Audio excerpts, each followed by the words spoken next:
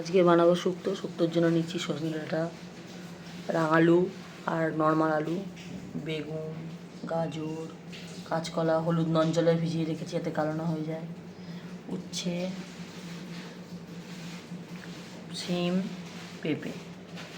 আর মশলা নিয়েছি আদা, রাঁধুনি, যতটা আদা তো ততটা রাঁধুনি, ভাজা মশলা লাস্টে রান্নার দেব, পাঁচফোড়ন, রাঁধুনি আর মৌরি। এদিকে নেব সর্ষে আর পোস্ত, বড়ি আর দুধে ময়দা মিশিয়ে রেখে দিয়েছি। এই দেখুন আদাটা আর ওই রাঁধুনিটা বেটে নিয়েছি, সর্ষে পোস্ত বেটে নিয়েছি, ভাজা মশলাটা বাটা হয়ে গেছে, বড়িগুলো লাল লাল করে ভেজে জলে ভিজিয়ে রেখেছি। এর ফলে এটা নরম থাকবে আর ভাঙবেও না।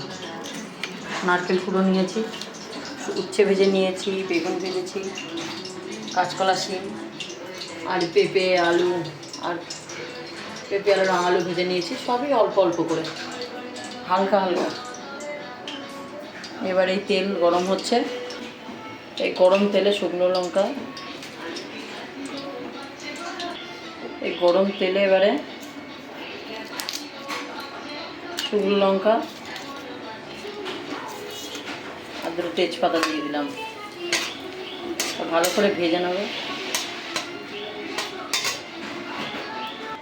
তেজপাতাটা একটু লাল লাল হয়ে এসছে, এবার একটু পাঁচফোড়ন দিয়ে দেবো।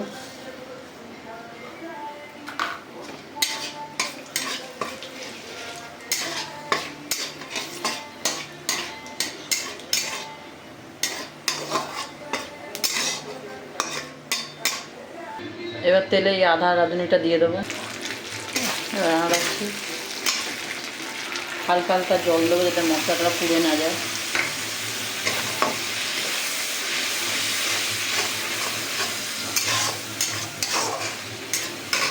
ভালো করে 5 মিনিট কষিয়ে নেব। মশলাটা একটু কষে এসছে, এবার এই পেঁপে, আলু, রাঙালু এগুলো একটু হালকা করে ভেজে নেব।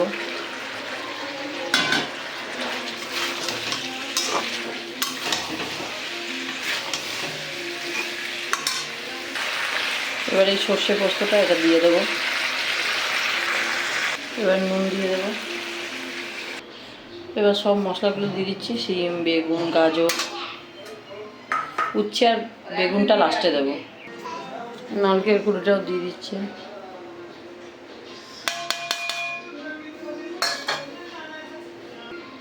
এবার দুধ ময়দাটা ঢেলে দেবো। দুধ আর জল দিয়ে দিয়েছি। এবার উচ্ছেগুলো দিচ্ছি, উচ্ছেগুলো দিয়ে হালকা একটু নাড়িয়ে দেবো। একটু কম নাড়াবেন, তাহলে ভেঙে যাবে না, বেশি নাড়াতে নেই, নরম তো সূক্ষ্ম সব, কাঁচকলা, পেঁপে সব ভেঙে যেতে পারে। মশলা দিয়ে দিয়েছি, এই আমাদের শুক্তো রেডি। দেখতে পাচ্ছেন, একটু মিষ্টি দিয়েছি, ঘি দিয়েছি, দিয়ে শুক্তোটা নামিয়ে নিয়েছি। এই বড়িগুলো আসতেই আছে মোটামুটি।